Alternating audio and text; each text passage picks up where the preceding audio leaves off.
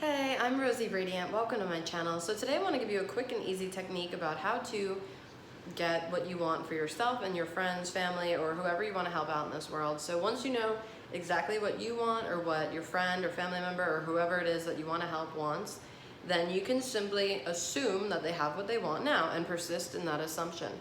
And when the outer reality, the world of effects, confronts you and says no, that is not the case, just transpose in front of it the idea that they have what they want now. So if you want, for instance, your friend to get a job, then because your friend expressed to you that they want a job, then when they're on the phone with you and they're telling you, oh, I don't have a job, blah, blah, just assume and hear in your mind's eye, oh yes, I got a job, I'm so happy. And when you hang up the phone, just imagine that they have what they want now and feel the joy you would have for them were they telling you that they have what they want now. Get yourself worked up emotionally and feel that joy, and then just go your way, persist in that assumption.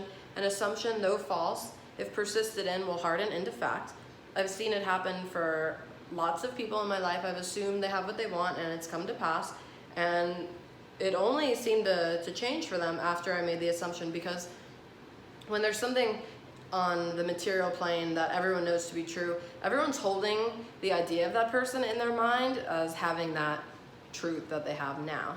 So when you change it, when you dare to assume that they have what they want, it sets into effect the inner cause that will lead to the outer effect. So an assumption, though false, if persisted in, will harden into fact. I've done it for my brother and my sister-in-law moving to the same city after getting jobs from graduate school in different cities. I imagined and presumed that my sister-in-law was happy in the new location, and then she got a new job she was happy with. I've assumed my best friend got a job in the field that she'd never worked for, that she really wanted, a full-time job with a salary, and lo and behold, she got it. I've assumed a lot of things, I've persisted in it, and I just disregarded what the outer world of facts and reason and logic told me, and I just dared to assume that they had what they wanted, and lo and behold, it happened. So when you see someone, for instance, on the street, and you don't have the resources to give to them at the moment, you can simply imagine that that person is doing better than they've ever done before. Before you leave their sight, just imagine that you remember when they were out there and struggling, begging, and just assume that they are doing better, because, for instance, in the Bible, silver and gold have I not for thee, but what I have I will give to thee. So if you don't have the money to give to them right now in your pocket, and you want to help them in some way, you feel bad, then just assume that they're doing better because they're petitioning to be better. And if you want to help someone and you don't know how, just assume that they have what they want and what you would want if you were in their state, because whatever you wish unto another, you're wishing for yourself. So if you're blessing another person by assuming they have their good, you're going to bless yourself and bring good unto you. So that is just a simple technique. Just assume that they have or you have what you want and go your way, and it will harden into fact over time.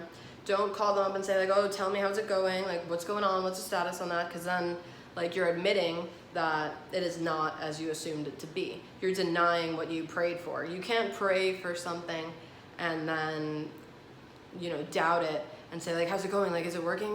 You don't plant the seed and then dig up the seed and say, oh, like, is it gonna sprout? No, you just put it in the ground and assume with the faith and confidence in the natural laws of things that it will bring forth its own kind.